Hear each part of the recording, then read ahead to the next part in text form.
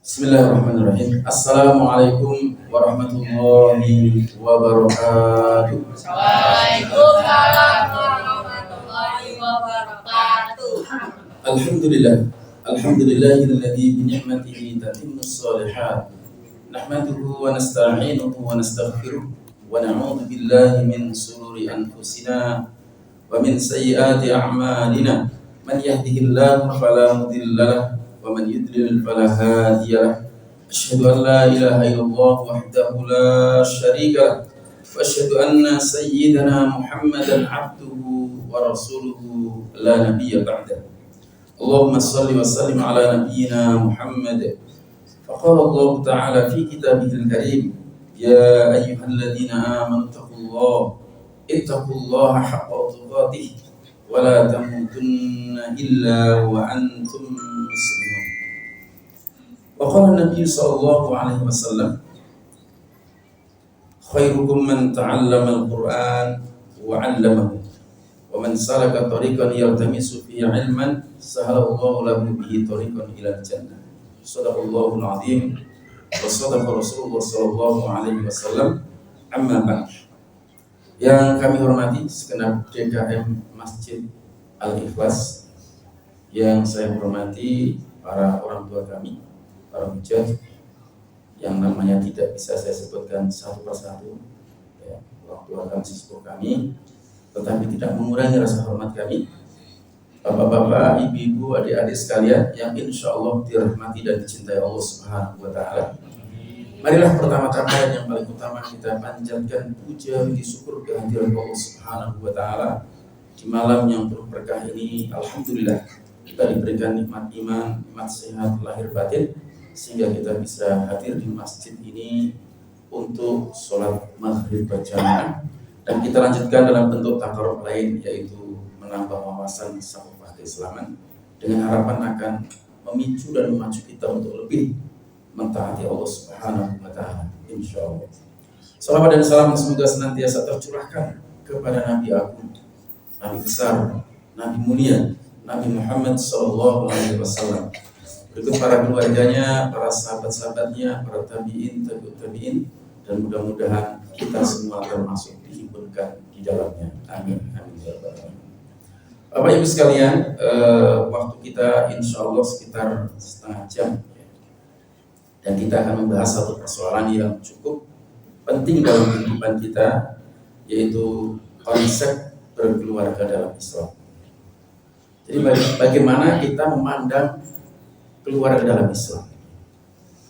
Bapak Ibu sekalian, tentu sebagai seorang muslim, ketika kita berkeluarga, acuannya adalah bukan hanya sekedar pemenuhan hubungan biologis, bukan hanya sekedar tren, tapi rumah tangga adalah merupakan ibadah kita kepada Allah Subhanahu wa Ta'ala.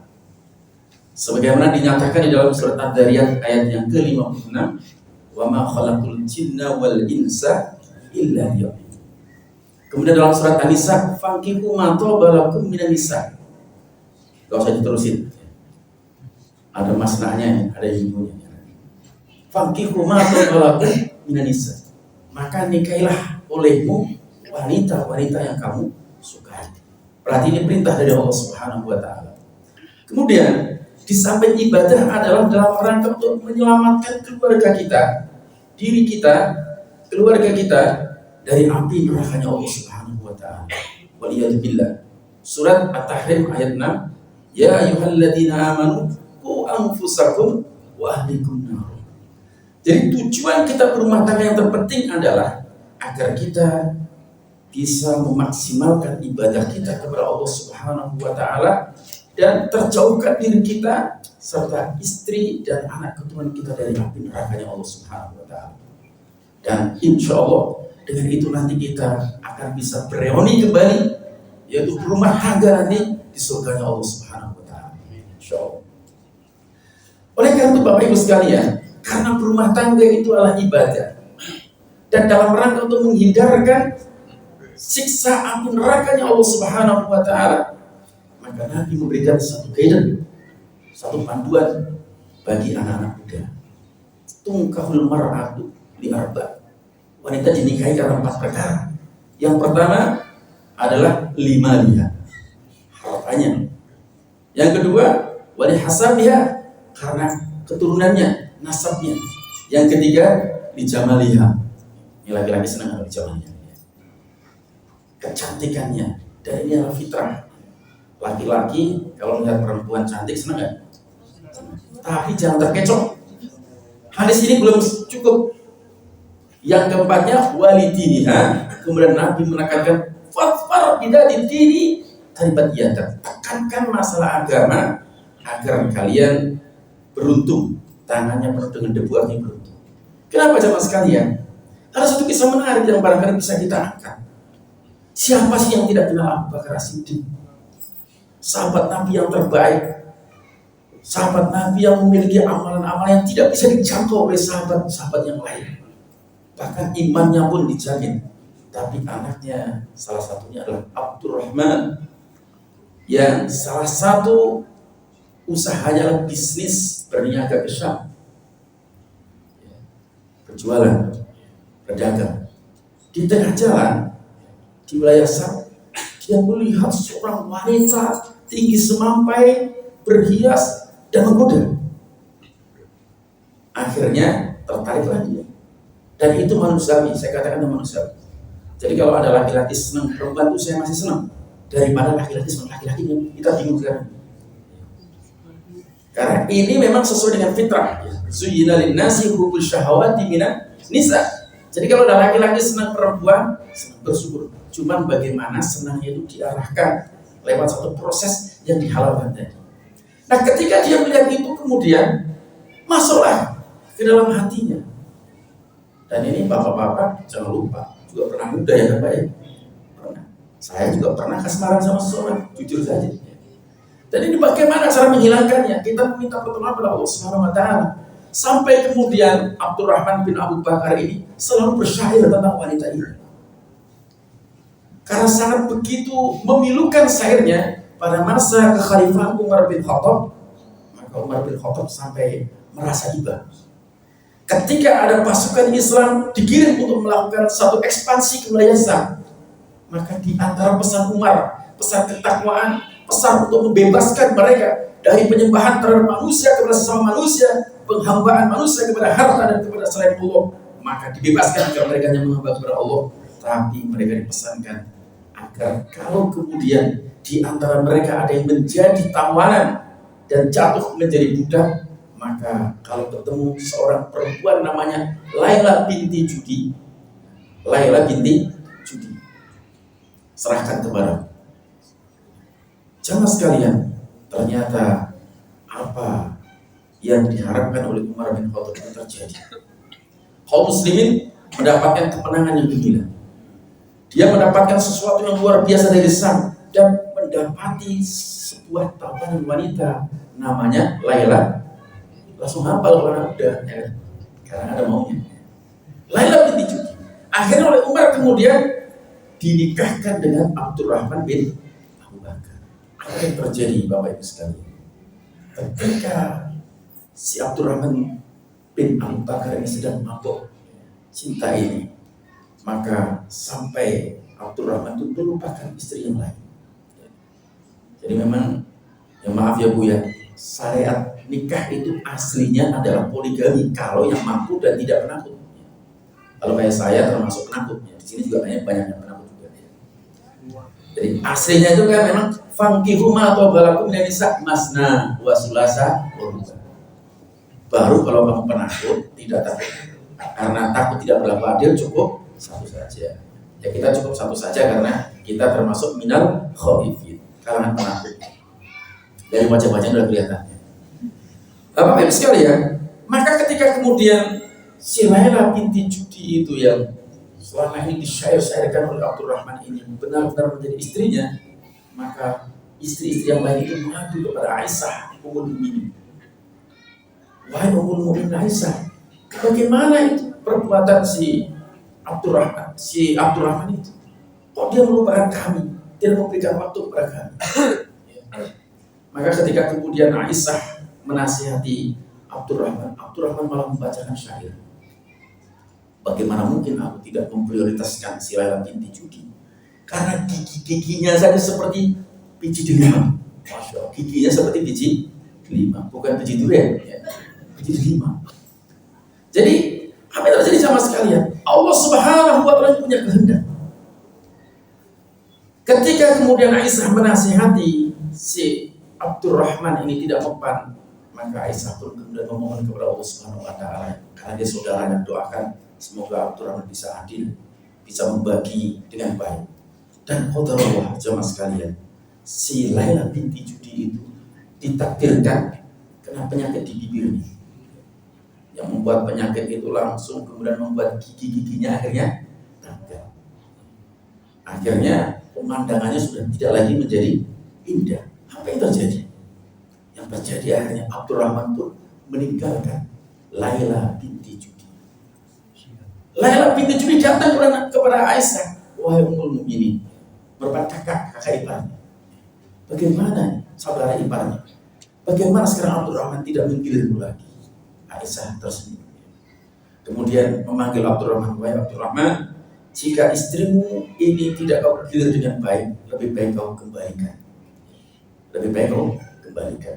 Dan maka akhirnya Abdurrahman pun mengembalikan si Laila binti Judi.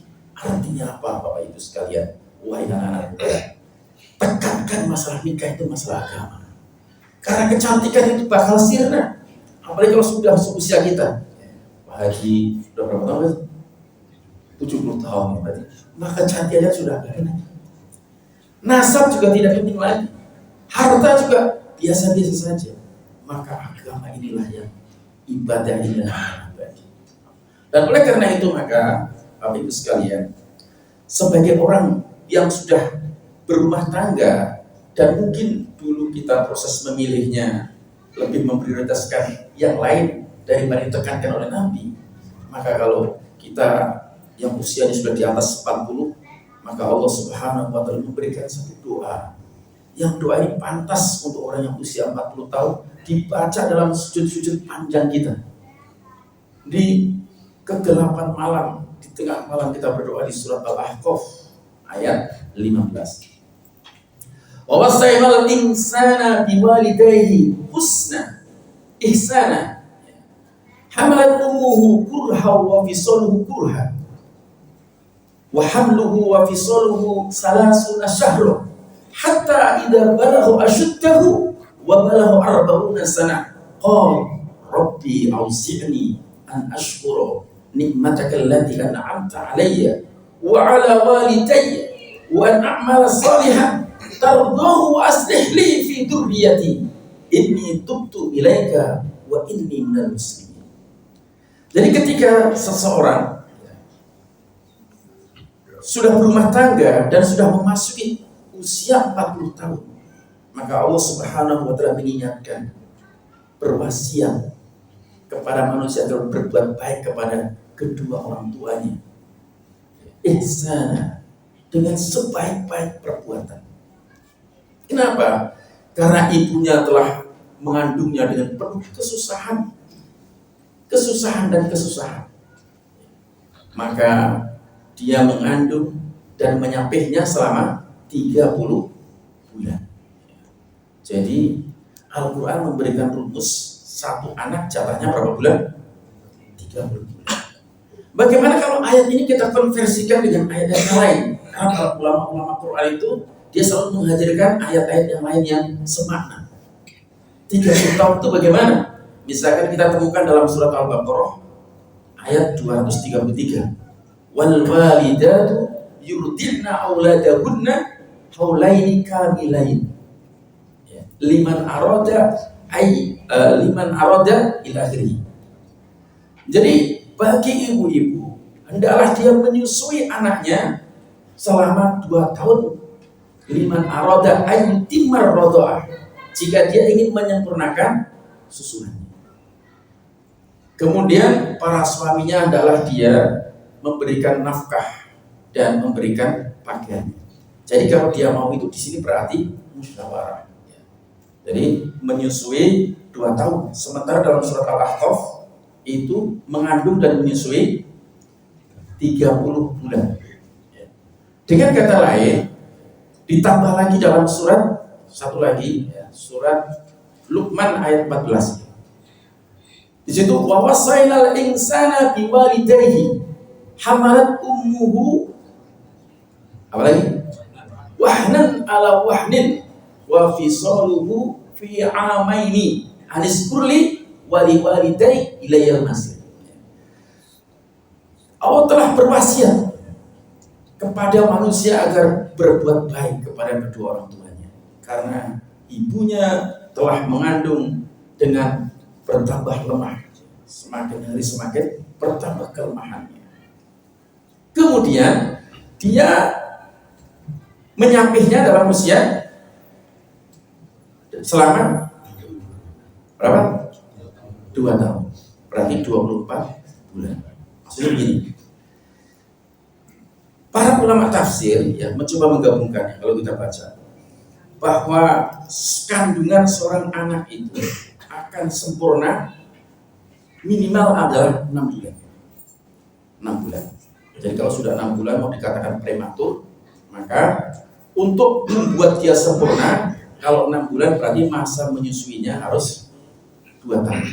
Harus 2 tahun atau 24 bulan sehingga total jenderal menjadi 30 bulan. Tapi kalau orang ahli kelas kebanyakan hamilnya berapa bulan?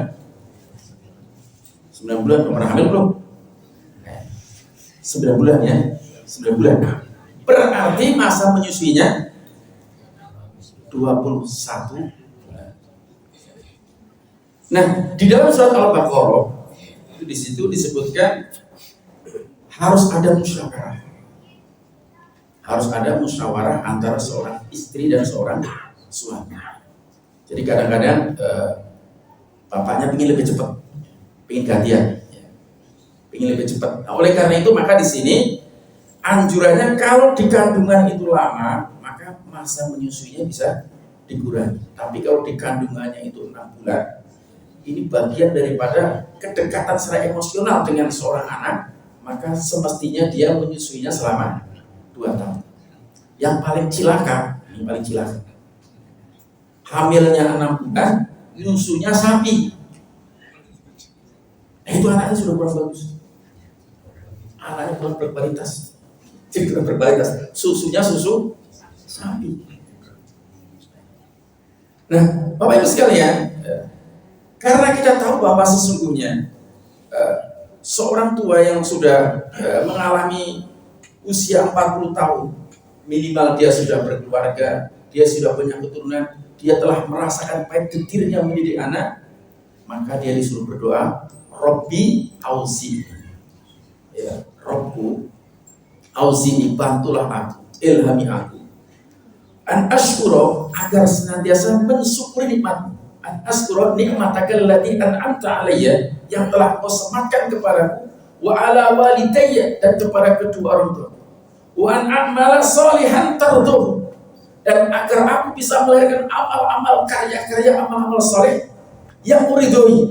Kenapa yang muridoi? Maaf, ada orang umroh haji tapi uangnya bukan dari uang yang halal, berarti tidak diridoi, bukan mendapatkan haji mabrur, malah hajinya mabur, karena hartanya bukan harta yang diridoi oleh Allah Subhanahu wa taala.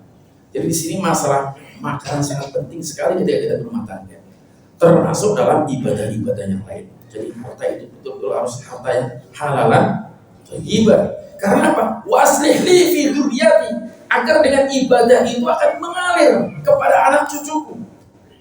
Jadi rezeki yang halal dimakan istri, dimakan anak akan membuat mereka taat kepada Allah Subhanahu wa taala. Akan membuat mereka semakin dekat dengan Allah Subhanahu wa taala. Waslih li fi dzurriyyati inni tubtu ilaika. Kemudian dia langsung menegaskan kembali, aku sesungguhnya kembali bertaubat kepadamu di usia 40 tahun itu. Usia yang memang sudah pada tahap kematangan, ya. Jadi ada 0 sampai 20, ya. Usia remaja, kemudian sampai 30 itu orang puncak, ya. Puncak dari kelakian, ya. Termasuk wanita itu puncaknya di usia itu. Makanya penghuni-penghuni surga itu antara usia 30 sampai 33 tahun kekuatan. 40 itu sudah di persimpangan jalan, ya. Maka kalau di usia 40 tahun itu dia belum jelas keturunannya, maka doa ini harus kita panjatkan terus supaya jalan kita itu sudah betul-betul jalan menuju rahmatnya Allah Subhanahu wa taala. Karena kita sudah mau mati. Jadi di sini menjadi evaluasi kita bersama-sama. Nah, Bapak Ibu sekalian, waktunya sudah jam 7 kurang sedikit lagi. Maka untuk mendapatkan tujuan kita ibadah dan terselamatkan kita dari api neraka, maka misinya ditegaskan oleh Allah Subhanahu wa taala dalam pernikahan adalah misi Khalifatullah fil ardh. Surat Al-Baqarah ayat 30. Wa idh qala rabbuka lil malaikati inni ja'ilun fil ardi khalifah. Jadi misi kita adalah untuk melangsungkan generasi kekhalifahan. Jadi saya tidak menikah kecuali dalam rangka untuk menurunkan generasi-generasi yang menjadi pemimpin, generasi-generasi yang akan menjadi pemakmur bumi Allah Subhanahu wa taala. Maka dengan misi inilah yang harus kita lakukan adalah dalam pernikahan itu kita melakukan proses sekolah, proses pendidikan terpanjang. Jadi proses sekolah dan proses pendidikan terpanjang. Kenapa?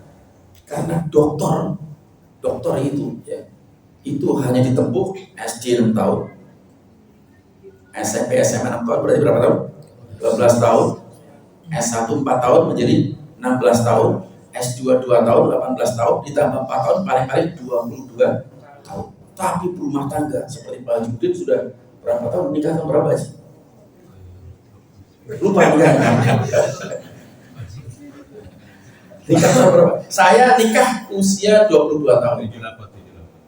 Haji usia nikah tahun 78. Berarti usia berapa tuh? Usia 24. 24. Sekarang usianya 70. 24, 70 diambil 5. Itu pendidikan. Jadi dalam rumah tangga itu adalah kita untuk saling memahami, ta'aruf kepada pasangan kita, ini belajar sampai kemudian tafahum, saling memahami. Kemudian yang ketiga ta'awud, saling bekerja sama. Kemudian sampai takaful, sampai saling menjamin. Jadi ini pembelajaran yang panjang. Kapan dia lulus? Ketika salah satu di antara kita mati.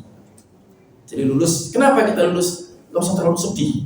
Karena seorang mukmin kematian satu keniscayaan, tapi yakinilah bahwa kita nanti akan bereuni di surga Allah Subhanahu wa taala. Kenapa?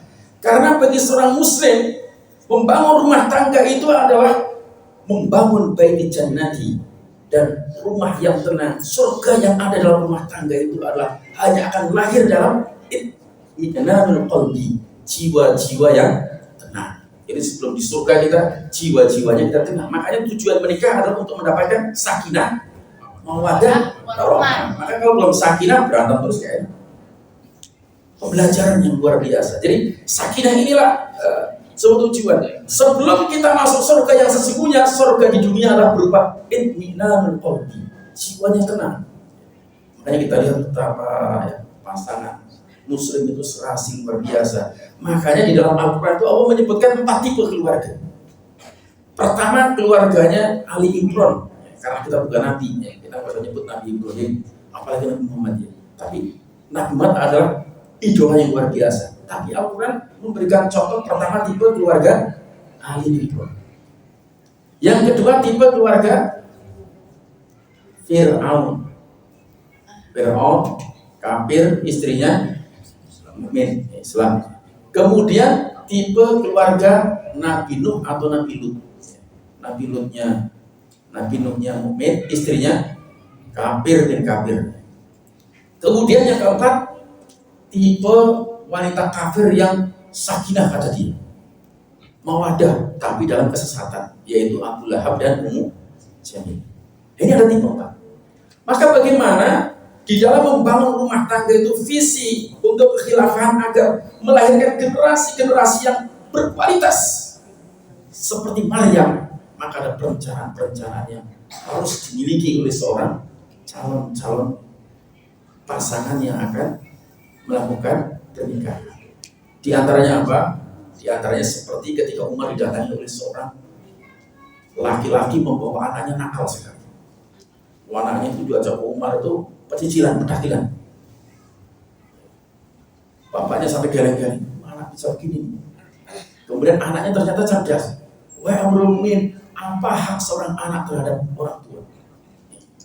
Maka kata Umar bin Khattab, hak seorang anak terhadap orang tua yang pertama adalah mencarikan tempat rahim yang terbaik untuk calon-calon anaknya. Maka nikahi wanita-wanita yang solehah, wanita-wanita yang beragama. Jadi kalau kita insya Allah rajin di Masjid Al-Ikhlas, dapatnya gadis-gadis yang rajin di Masjid Al-Ikhlas. Tapi kalau kita rajinnya di mall, dapatnya juga perempuan di rajinnya ke bioskop. Sudah nggak ada bioskop sekarang. Bioskopnya sekarang menjadi ini yang sekarang jadi bioskop ya. Jadi bagaimana ini membiasakan. Ini penting untuk kita ingat. Bagaimana kita memplanning agar keluarga kita itu seperti keluarganya Imron dengan Hana. Luar biasa. Dia bagaimana berobsesi agar nanti kalau punya anak seperti apa, kemudian ditaruh di mana, siapa pengajarnya. Maka Umar bin Khattab setelah langkah pertama adalah mencarikan tempat rahim yang baik, artinya wanita yang beragama, yang solehah itu. Maka langkah kedua adalah memberikan nama yang terbaik, karena nama itu adalah doa. Maka Imron memberikan nama anaknya dengan nama Maryam, yaitu orang yang senang beribadah. Jadi namanya baik. Kita dulu ya, maaf saya itu punya tetangga namanya ribut. Namanya ribut dan betul-betul ribut. Betul-betul ribut. Cerai sekali. Saya bilang, ya salah satu yang kau lakukan pertama adalah ganti nama. Karena setiap kali orang manggil ribut, berarti didoakan supaya di dalam satu hadis Nabi menyebutkan innakum tud'auna bi asma'ikum wa bi abaikum. Sesungguhnya kalian nanti akan dipanggil dengan nama-nama kalian dan nama-nama bapak-bapak kalian. Fa ahsinu asma'akum. Maka perbaikilah nama-nama kalian. Jadi namanya nama yang baik. Nama yang baik seperti Nabi, nama para sahabat. Jangan kasih nama ke orang-orang itu namanya sosokan siapa? Immanuel Plonco. Enggak menarik. Supaya keren. Jadi nama itu doa. Maka nama itu penting. Jadi Maryam. Kemudian di mana ditempatkan si Maryam? Ditempatkan di satu tempat itu mihrab. Tempatnya baik. Nah, kalau di sini di masjid lingkungan. Kemudian siapa pendidiknya? Nabi Zakaria. Jadi gak main-main, berkarakter. Apa kemudian orientasi pendidikannya? Sudah dijelaskan dalam Al-Quran. Surat Al-Baqarah ayat 129, Surat Al-Baqarah ayat 151, Surat Al-Imran ayat 164, Surat Al-Jum'at ayat 2. Apa? Rabbana wa asfihim rasulan, ketika berdoa, maka yang pertama adalah wa yu'allimuhumul kitabah. Yang pertama kan walladzi ba'atsa fil ummiyina rasulan minhum yatlu 'alaihim ayatihi wa yuzakkihim wa yu'allimuhumul kitaba wal hikmah. Jadi yang pertama, anak itu harus ditekankan masalah spiritual. Makanya pengajian sebelum dimulai kalau tenang kita dengarkan bahasan Al-Quran supaya spiritualnya naik. Jadi kecerdasan spiritual diprioritaskan. Al-Quran kurikulum yang tidak bisa ditawar-tawar. Buktinya Habibie kalah, menurut cerita dia, kalah sama orang Yahudi. Ternyata orang Yahudi bangun jam 1 malam sebelum belajar dia membaca Al-Quran. Padahal Yahudi. Kalau baca Al-Quran itu menghadirkan ketenangan, yang penting tenang dulu. Setelah itu, wa yuzakihim, berarti kecerdasan moral, emosional, bisa mengendalikan marah, moralnya bagus. Salah satu moral terbaik, anak itu harus ditanamkan cinta, takut, dan harap kepada Allah Subhanahu wa Ta'ala. Jadi ini adalah tempat pendidikan terbaik kita, diajak ke masjid. Makanya bapak-bapak, ibu-ibu di sini, alhamdulillah, jangan sampai kita begah. Jangan sampai kita marah-marah kalau anak-anak berada di sini. Karena itu memang tempat anak-anak di sini. Jadi anak-anak yang nggak baik taruh sini di servis, tapi juga bertanggung jawab. Jangan di sini lepas didorong ke sini. Nanti membuat jamaah yang lain jadi perlu ada yang menenangkan. Jadi ada kotak roh.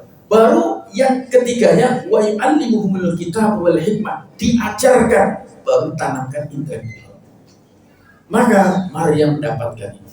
Para sahabat Nabi mendapatkan kebutuhan ini. Sehingga dirubah dalam waktu yang singkat, mereka telah terbangun misi-misi kekhalifahan. Bagaimana seorang Usama bin Zaid di usia 17 tahun, dia telah sukses meraih karir jenderal bintang berapa? Karena memimpin perang mana? Perang mana? Perang Mu'tah. Itu perang yang pasukan di dalamnya sahabat-sahabat besar. Dari mana dia lahir? Dari madrasah yang keluarga-keluarga itu memiliki visi yang jelas, misi yang jelas, yaitu generasi yang berkesinambungan. Dan Bapak Ibu sekalian, kalau berumah tangga mengikuti fase tadi, minimal anak-anak seorang muslim itu minimal masa 30 tahun itu rumah tangga yang masih produktif, dengan dibagi 2,5 tahun 30 bulan, berarti minimal pasangan-pasangan Islam dengan satu istri itu anaknya 12 anaknya. Saya ini gagal, anaknya cuma 7 yang hidup, itu kuburan 5, gagal. Tapi kalau Pak Haji sekalian berapa anak? Jadi anaknya 12. Makanya kalau kita lihat sejarah bagaimana Ali bin Abi Thalib anaknya berapa? 33. Keren kan? Kalau tanya Pak Haji anaknya berapa? 4. Jadi kalau kita lihat, Masya Allah para sahabat, kenapa? Karena ketika Al-Quran itu dibimbing oleh dia dan dijadikan sebagai sesuatu yang menginternalisasi, maka anak pun mereka banyak. Jadi anak-anak itu banyak tapi berkualitas, bukan anak yang banyak tapi kemudian menjadi sampah, karena mereka sudah punya. Dan dia sudah punya dari dulu, Al-Qurannya sama, hanya saja kita tertipu oleh lingkungan-lingkungan itu. Jadi kita lebih tertipu pada dohir, cari pendidikan yang gedungnya mentereng, kalau mahal berarti bagus. Padahal harus dilihat ada 3 hal tadi. Pertama itu adalah kecerdasan spiritual, itu teman. Kalau spiritual itu penting. Kemudian moral atau akhlak, baru kemudian intelek. Indonesia bukan kekurangan orang-orang yang pintar. Banyak orang pintar tapi banyak apa Pak? Banyak bohong, nggak sidik. Ini masalah kita. Makanya kita bangun bersama-sama dari konsep keluarga ini. Misi adalah dalam rangka untuk melahirkan kekhilafan. Minimal apa? Minimal Nabi menjelaskan khairun nas anfa'uhum linnas. Jadi minimal anak kita itu bisa memberikan manfaat kepada orang lain. Bagaimana caranya? Khairukum man ta'allama al-Qur'an wa 'allamahu. Setiap kita bertanggung jawab untuk mengajar Al-Qur'an. Perangi itu. Karena di negeri ini ternyata masih 58% umat Islam yang tidak bisa membaca Al-Quran. Bagaimana lagi mungkin dia akan memiliki moral? Bagaimana mungkin lagi dia akan memiliki emosional atau moral, spiritual, moral, intelektual yang kealuran? Karena mereka masih awam terhadap kitab. Nah, karena waktunya sudah mepet, kita langkah ketiganya, konsepnya. Setelah melalui misi kekhilafahan, sudah canangkan tadi, yang berikutnya adalah bahwa pernikahan adalah fitrah seluruh ciptaan Allah Subhanahu wa Ta'ala. Dan ini yang harus kita ubah mindsetnya. Menikah itu tidak mesti harus kerja. Menikah itu dalam rangka untuk menjaga fitrah anak-anak kita. Jadi Al-Quran memberikan satu konsep, wa in kuntum fuqara yughnikumullahu min fadli. Jadi kalau ada anak-anak sudah mulai lirik sana lirik sini, carikan saja. Nanti saya dididik ya. Karena insya Allah bersama dengan ketakwaan Allah akan berikan makhraj, Allah akan berikan jalan keluar, Allah akan berikan solusi. Kadang-kadang orang nunggu kerjanya tetap, orangnya sudah maaf pacaran kemana-mana, jalan ke sono, jalan ke sini, akhirnya terjadi adalah perutnya kembung. Kalau sudah perutnya kembung, bagaimana yang mau siapa? Maka fitrah ini penting. Allah sudah tandaskan di dalam surat Ad-Dariyat ayat yang ke-49, wa min kulli syai'in khalaqna zawjaini la'allakum tadhakkarun. Dan seluruh ciptaan yang aku ciptakan, kata Allah, aku ciptakan dengan berpasang-pasang. Jadi bersyukur kita kalau anak-anak kita senang, tapi carilah kesenangan itu dibingkai dengan ibadah tadi. Jadi menikah tidak mesti harus umur sekian, tidak mesti harus nunggu sekian. Maka orang-orang tua yang paham itu nikahkan. Karena dengan menikah itu punya tujuan-tujuan yang mulia tadi. Bisa melanjutkan estafetnya. Dan bagaimana seorang Umar bin Khattab hanya gara-gara melihat, mendengar langsung seorang penjual susu yang punya anak gadis yang dia jujur tidak mau mencampur susunya dengan air, maka Umar langsung cari anaknya, siapa yang mau nikah. Itu. Jadi mulai termalam Pak, cari penjual susu. Kalau ada diskusi, anak penjual susu yang dia jujur, maka dinikahkan salah seorang putra Umar namanya Asim dengan anaknya penjual susu. Kenapa? Umar mengharap keberkahan. Dari pernikahan inilah kemudian nanti akan lahir pemimpin besar, yaitu Umar bin Abdul Aziz. Jadi ini fitrah. Pernikahan itu fitrah, tapi fitrah itu harus disalurkan pada tempatnya. Dan termasuk manusia dilahirkan fitrah bertauhid. Jadi cinta bertauhid sepanjang mereka dalam bingkai-bingkai cinta Allah Subhanahu wa taala, maka perlu diarahkan agar kemudian ini tidak menjadi bumerang buat kita. Kemudian yang terakhir, Bapak Ibu sekalian, bahwa pernikahan itu adalah merupakan sunnah para nabi. Jadi para nabi itu semua menikah kecuali Nabi Isa. Jadi semua nabi ini menikah. Kenapa? Karena agar para nabi ini menjadi potret dalam rumah tangga. Khairukum li ahli, sebaik-baik kalian yang baik pada keluarganya. Dan aku Nabi Muhammad yang paling baik. Kita akan membaca satu buku Yaumiyatun Nabi. Jadi keseharian Nabi. Nabi itu memiliki istri yang selalu Nabi kunjungi satu persatu. Nanti pada tempat di mana gilirannya itu Nabi kunjungi terakhir tinggal di situ. Belum lagi Nabi harus menerima tamu, belum lagi Nabi harus betapa Nabi itu sibuknya, tapi Nabi itu sangat adil luar biasa. Sangat memiliki kekuatan. Dan itu semua Bapak Ibu sekalian adalah agar kita semua mengidolakan Nabi. Nabi bisa kita contoh, Nabi menikah, kemudian anak-anak Nabi semuanya lah orang-orang yang hari terjaga, yang luar biasa, yang punya hamasah yang sangat luar biasa, terdidik, dan itu menjadi sebuah model buat kita, menjadi role model buat kita. Jadi ketika kita menikah, maka Nabi panduannya adalah Nabi Muhammad Sallallahu Alaihi Wasallam. Maka Bapak Ibu sekalian, setelah kita mengetahui bahwa rumah tangga adalah merupakan sesuatu ibadah dan untuk menyelamatkan kita dari api neraka, misi-misinya perlu kita breakdown dengan teliti. Kemudian bagaimana kiat-kiatnya agar kita tidak salah dalam memilih pasangan dan tidak rusak dalam membangun rumah tangga. Tapi rumah tangga kita insya Allah rumah tangga yang nanti berpisah di dunia sementara untuk kemudian kita bertemu di akhirat, mendapatkan syafaat, pertolongan, saling mengangkat, dan insya Allah kita dikumpulkan di surga Allah Subhanahu wa taala. Ini yang terpenting. Waktunya ternyata sudah habis, tapi kalau mau ada yang menambahkan saya senang ya, jadi supaya lebih mencair. Ada yang menambahkan tidak? Barangkali ada, atau mungkin pemuda yang sudah mulai ada yang minat. Silakan.